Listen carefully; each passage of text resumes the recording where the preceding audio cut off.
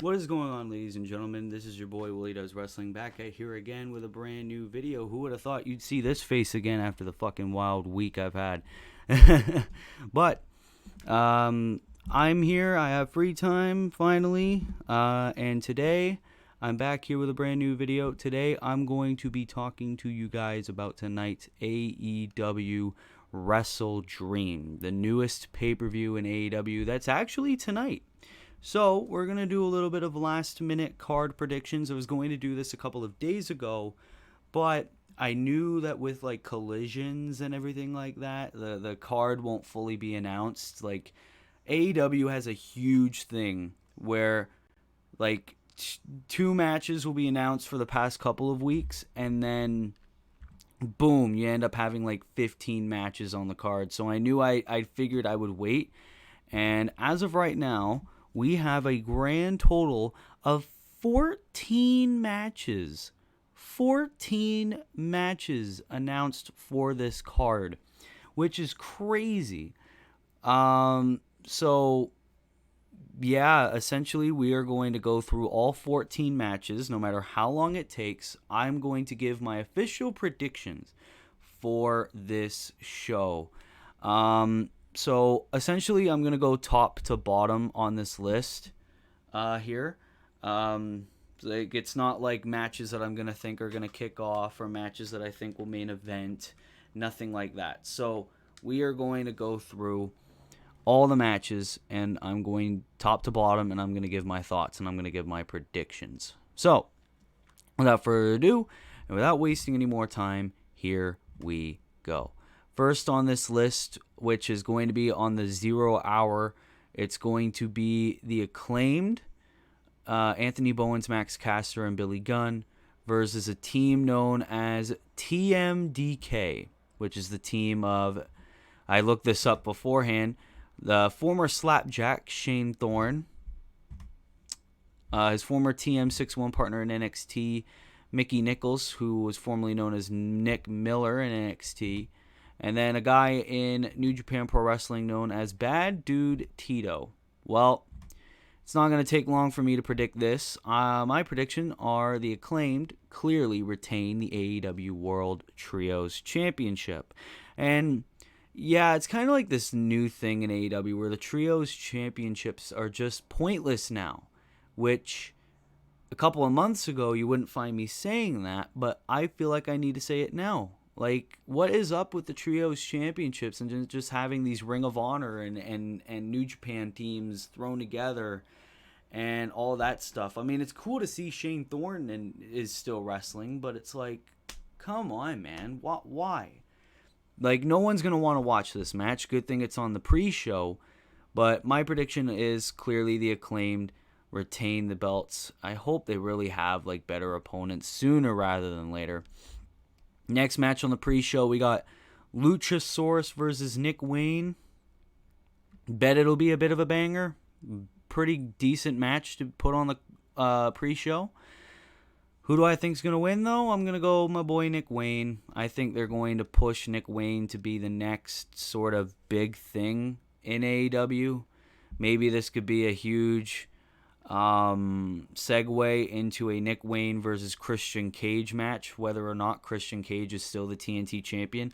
I think Christian should retain, spoiler alert. But for this match, Nick Wayne versus Luchasaurus, I got to give it to my boy Nick Wayne. They're going to give him a big win on a pay-per-view, and they're probably going to push him to the moon, considering the fact the dude is only 18 years old. Next, we got Josh Barnett versus Claudio Castagnoli. I have no fucking clue who this Josh Barnett is. He's been wrestling for quite some time now. He's a former UFC fighter.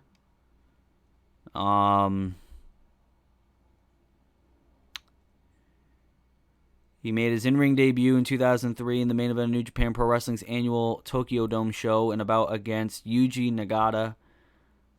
Huh. Weird. Well, anyway, Josh Barnett's, whoever the fuck this guy is facing Claudio Castagnoli.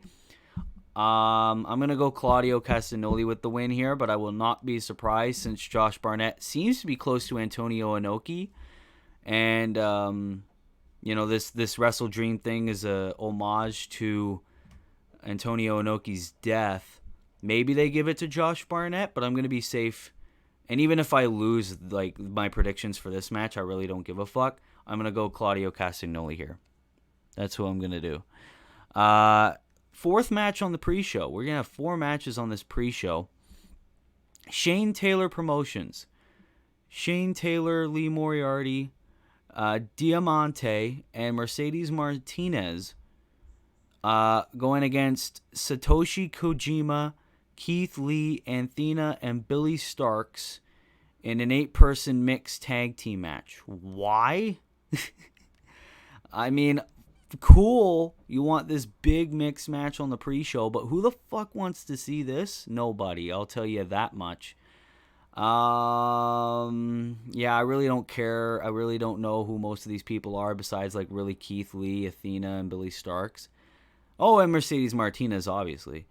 So I'm gonna be safe, and I'm gonna say Team Keith Lee, Athena, Billy Starks, and Kojima with the win here. Like, I really do not care for this match. Then I'll probably start from the bottom to the top now. Ricky Starks versus Wheeler Yuta. Clearly got to be safe. I got to go Ricky Starks. I mean, ever since he won the Owen Hart Cup, he's not really been doing the best, but he's been featured a lot with the likes of Bryan Danielson and CM Punk back when he was still in and all that. So I think Ricky Starks really needs a win, and I think it will be the best possible option if they give Ricky Starks the win over Yuta here. I'll bet you they'll probably steal the show, but who knows? Next, we got a Fatal 4-Way Tag Team match for a future AEW World Tag Team Championship match. You got the Young Bucks versus the Guns versus the Lucha Brothers versus Orange Cassidy and Hook.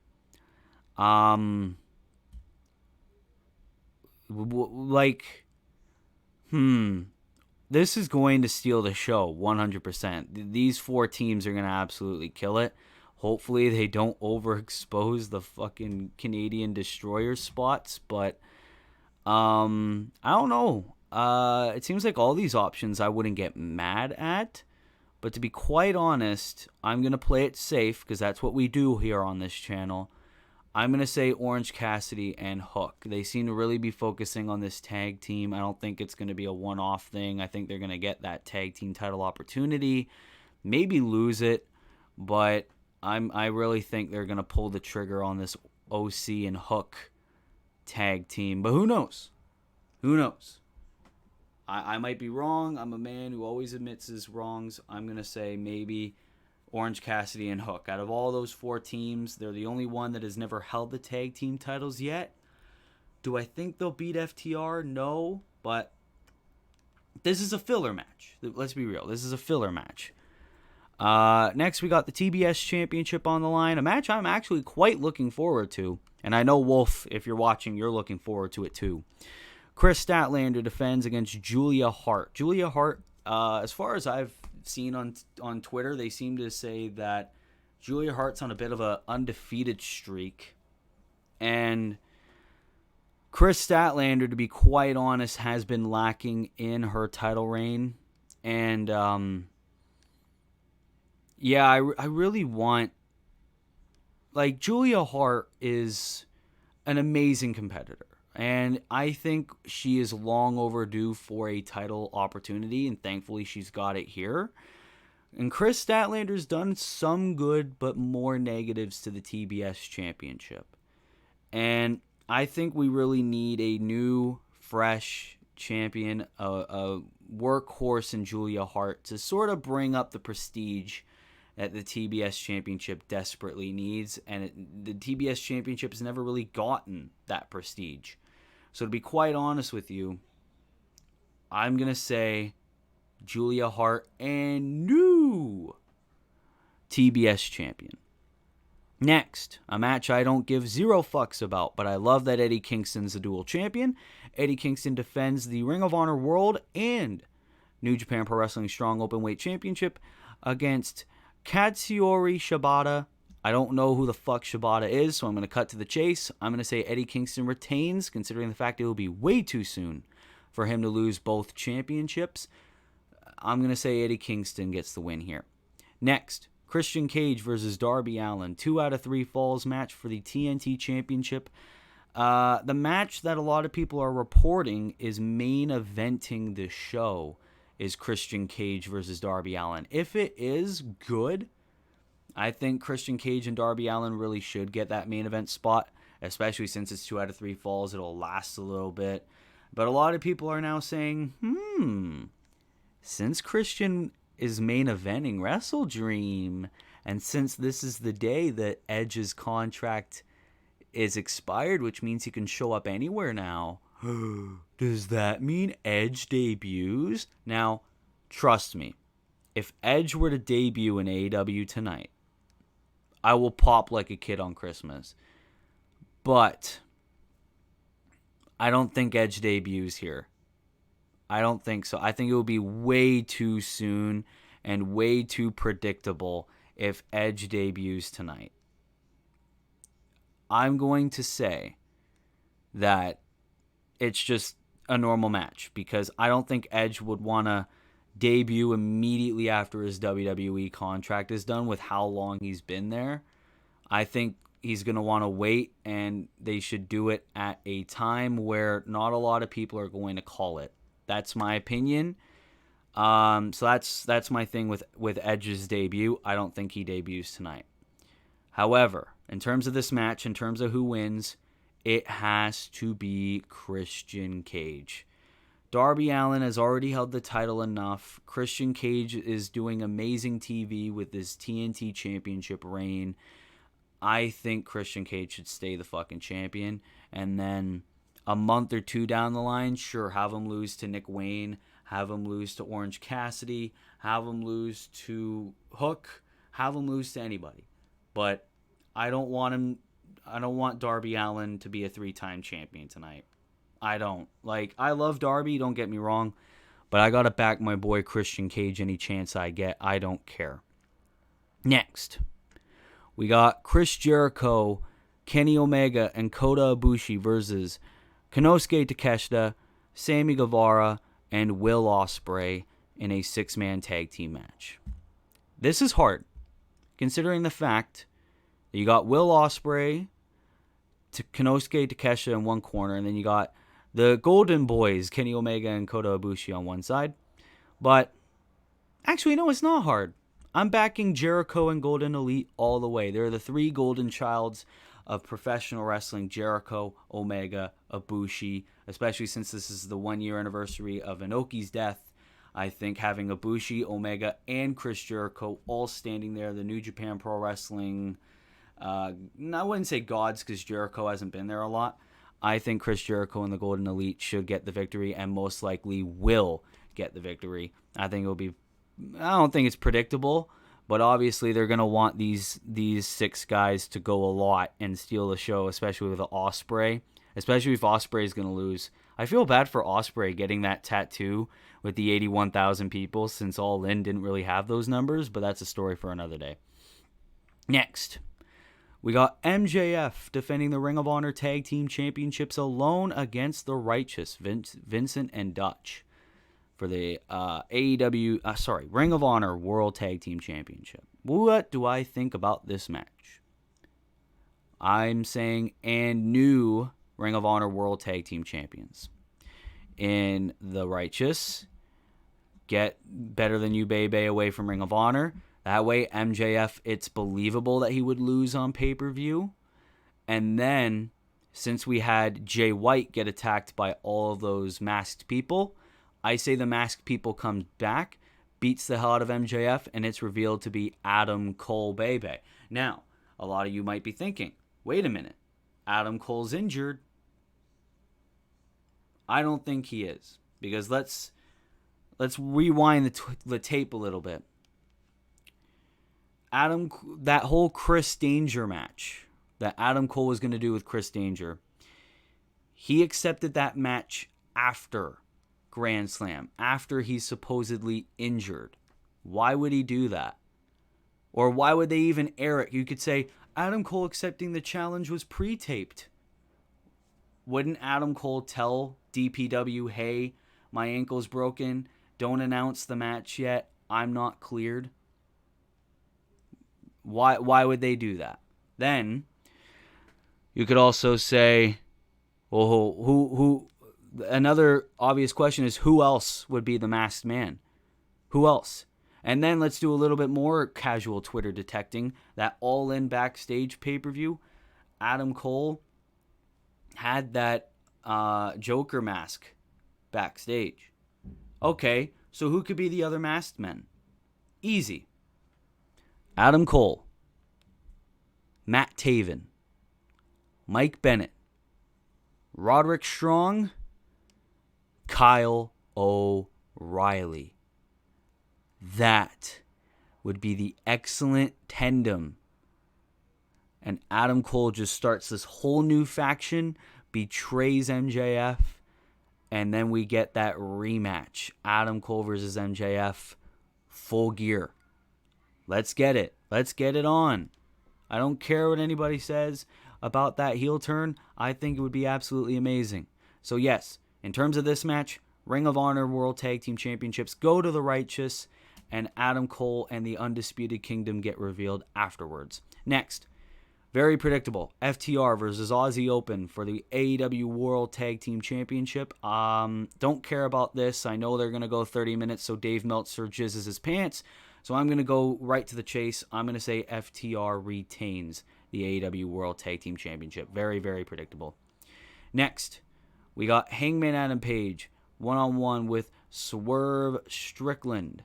And now, I want Swerve Strickland to win this match so badly. Swerve is so over. Swerve is so popular.